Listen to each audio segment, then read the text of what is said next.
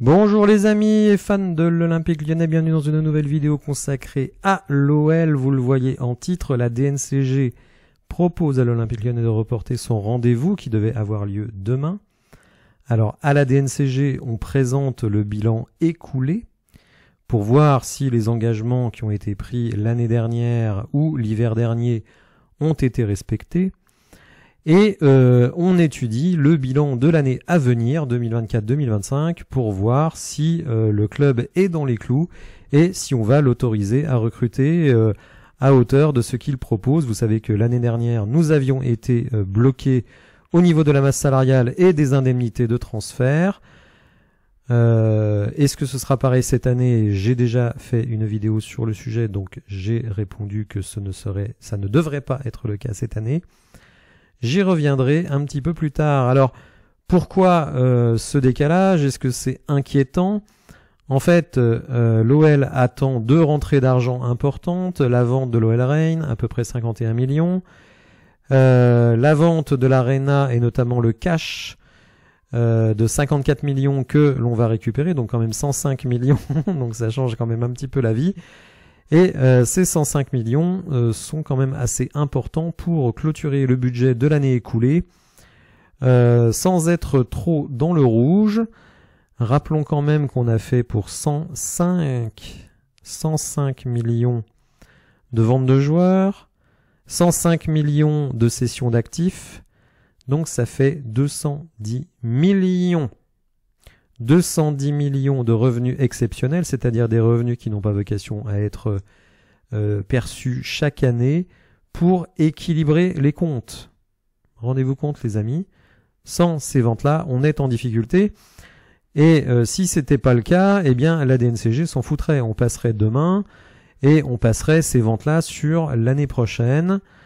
Bon, après, il faut pas non plus paniquer. Hein. Si ces deux sommes ne sont pas finalisées avant le 30 juin, la DNCG sera compréhensive et eh bien attendra que ce soit fait lors de l'été à venir. Donc, il reste à peu près 3 semaines pardon, pour finaliser ces ventes. Concernant l'Arena, ça devrait aller assez vite hein, puisque on est sur place. Hein. Mais pour le L-Reign, c'est plus compliqué parce qu'en fait, le dossier actuellement est dans les mains de la Fédération américaine de foot féminin et que on est tenu par l'avancée de leur décision et pour le moment, elle n'a pas été faite. Vous voyez quand même que cette vente a été initiée il y a 1 an et plus et que pour le moment, elle n'est toujours pas totalement finalisée.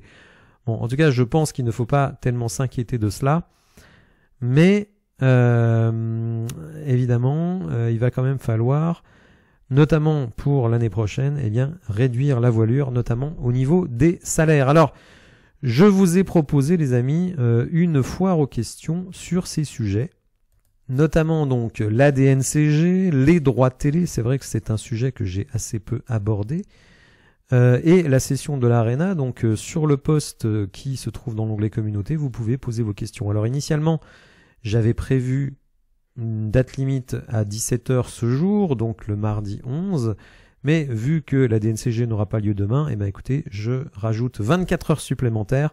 Donc pour ceux qui n'ont pas eu le temps de poser leurs questions, eh bien vous pouvez encore le faire jusqu'à demain à peu près à la même heure. N'hésitez pas, hein, allez-y, mais il n'y a pas de questions idiotes. Hein. Dites-vous bien que si vous posez des questions, d'autres se les posent sans doute aussi, donc si moi je peux apporter une réponse, attention je n'ai pas réponse à tout, parce que toutes les données ne sont pas publiées, évidemment, je me ferai un plaisir d'en parler. Parlons maintenant du Mercato. Alors l'info est sortie dans l'équipe aujourd'hui, Adrien Truffert, hein, qui est un latéral gauche, qui évolue actuellement au Stade Rennais, est dans la liste de l'OL pour, on va dire, améliorer ce poste, ou tout du moins peut-être remplacer le départ de Tagliafico. Vous savez que Abner Vinicius devrait remplacer numériquement Enrique Silva, qui est en fin de contrat et qui ne sera pas renouvelé. Et donc, évidemment, on a besoin d'un titulaire. Alors, Adrien Truffert, malgré le fait que ce soit un jeune joueur, eh bien, il a déjà beaucoup d'expérience en Ligue 1. Il est jeune. Donc une potentielle plus-value dans le futur, sans doute beaucoup de progrès à faire. Est-ce que c'est vraiment un progrès pour lui de venir à l'Olympique Lyonnais? Oui, dans le sens où nous faisons une Coupe d'Europe, ce qui ne sera pas le cas du Stade Rennais. Le Stade Rennais d'ailleurs va changer beaucoup de choses. Ils ont un nouveau directeur sportif.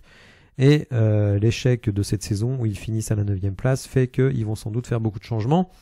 Donc il y a une opportunité, mais vous allez voir qu'il y a beaucoup de concurrence. En effet, les jeunes joueurs prometteurs intéressent beaucoup d'équipes. Et donc on apprend que Benfica, le Bayern Munich, le Milan AC en cas de départ de Théo Hernandez, l'AS Monaco, avec qui on se bat aussi pour Miko Tadze, en première ligue, on le regarde aussi. Donc évidemment, ça va être très très compliqué, notamment avec les clubs anglais qui peuvent aligner des salaires qu'évidemment on ne donnera pas à notre ami Adrien Truffert. Mais bon, pour lui, est-ce que c'est bien malin de partir tout de suite en première ligue, même si, hormis Aston Villa, ce sont quand même plutôt des clubs un peu du second chapeau, voire du troisième chapeau de première ligue. Est-ce qu'il est prêt à faire le grand saut? Je ne sais pas. En tout cas, ce qui est sûr, c'est que s'il arrive à l'OL, il a quand même de grandes chances d'être titulaire. Donc, il y a des places en équipe de France. Les postes de latéraux sont pas hyper bien fournis. Donc, écoutez, pourquoi pas venir à l'Olympique Lyonnais. En tout cas, on nous dit que Mathieu Louis-Jean a coché son nom sur la liste des latéraux à recruter. Alors figurez-vous qu'hier, Olympique Lyonnais, donc qui chaque semaine produit l'émission Tant qu'il y aura des gones, ont évoqué l'intégralité du mercato. On n'a pas appris énormément de choses, j'étais un petit peu déçu. Mais les cas de Lacazette et de Tolisso ont été évoqués. Alors pour Lacazette, ils se sont pas mouillés puisqu'ils ont dit que des personnes au courant de la situation disent mais non, il ne va pas partir, il vient d'avoir un enfant, etc. C'est pas le moment d'aller dans un pays lointain où il y aura des problèmes d'adaptation, etc., etc. D'autres personnes qui sont aussi très bien informées disent mais si, il peut pas refuser 50 millions sur 2 ans et peut-être 75 sur 3 ans. Donc pour le moment, autant vous le dire, on est totalement dans le brouillard. Et donc, on va voir un petit peu ce qui va se passer. Le joueur actuellement est en vacances. Ça négocie avec David Friot, puisque lui peut-être aimerait bien une prolongation à l'OL, mais même si la prolongation évidemment ne pourra jamais lui donner ce que lui offre l'Arabie Saoudite. Donc pour le moment, la situation est floue. Par contre, et ça c'est quand même une information, puisque on nous dit du côté de Nicolas Pudebois, qui visiblement connaît bien l'entourage de Corentin Tolisso, que Corentin Tolisso aurait des touches extrêmement sérieuses en Arabie Saoudite et au Qatar. Eh oui, ça c'est quand même une info.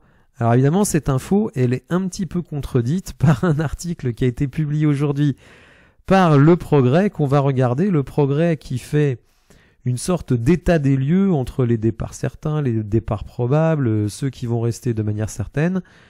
Donc on va balayer rapidement tous ces sujets. Alors figurez-vous que l'article a été repris par Foot01, qui sort pas mal de saucisses, mais bon, quand ils reprennent des articles, on va dire, ils ne se mouillent pas, et je le remercie. G. Ovoren, qui est un habitué de la chaîne, qui commente souvent, écoutez, il a fait un résumé de tout ça.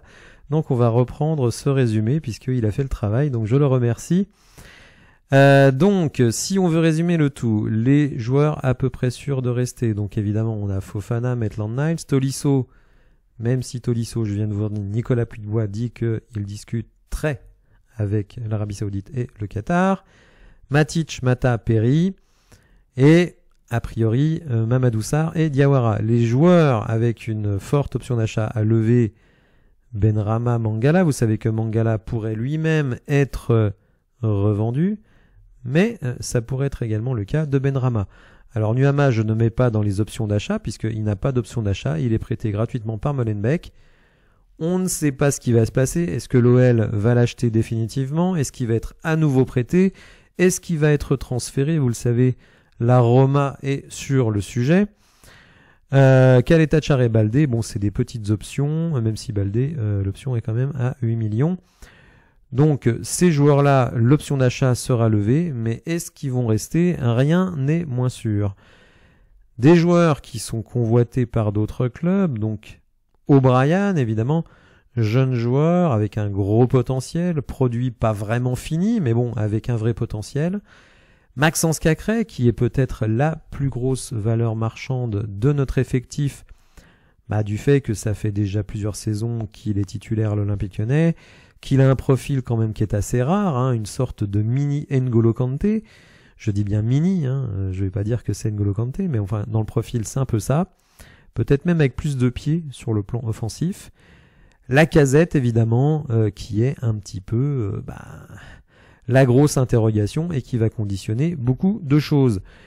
Les joueurs qui sont en contrat jusqu'en 2025, alors on peut reprendre certains qui sont au-dessus, notamment Lacazette, et qu'on ne va pas retenir, mais bon, en même temps, pas forcément facile à caser, donc Lopez et Lovren, donc Lopez, dont certains pensent que, lui notamment, qui pourrait regagner sa place, de numéro 1 dans l'effectif, Lovren, très compliqué, la seule solution, c'est peut-être de lui racheter son contrat, Tagliafico, donc sur le départ, et Larouche, qui a une année de contrat, mais bon, qui a pas joué du tout. Enfin, à la limite, vaut mieux le garder, Larouche, hein, ce serait complètement ridicule de le transférer, puisqu'on vraiment récupérait des cacahuètes.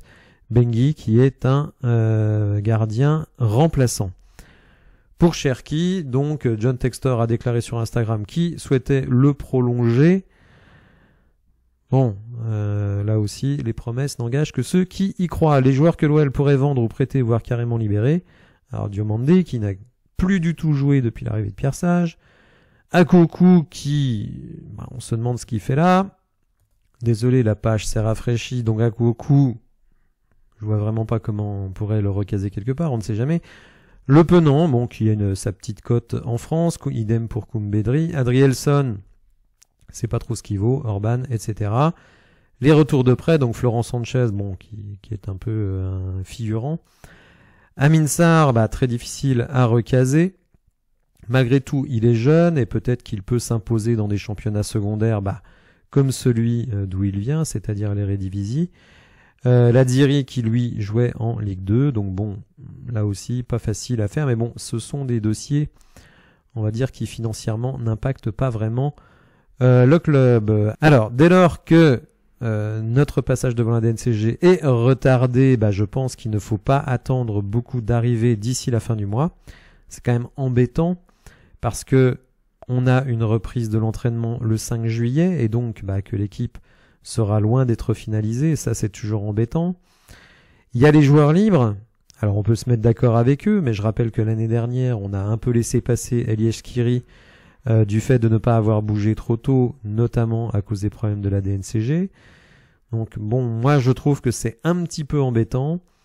Alors peut-être qu'il y aura effectivement des accords, etc. Mais je trouve embêtant qu'on n'ait pas beaucoup avancé sur le mercato d'ici la fin du mois. N'hésitez pas dans les commentaires à me dire ce que vous pensez de tout ça. N'hésitez pas également aussi à vous poser vos questions sur la DNCG, sur le budget, sur la vente de l'Arena et sur les droits de télé, qui sont quand même le gros sujet du moment en Ligue 1. Si vous avez apprécié la vidéo, n'hésitez pas à la liker, à vous abonner à la chaîne. Et je vous dis à bientôt pour de nouvelles infos. Merci, au revoir.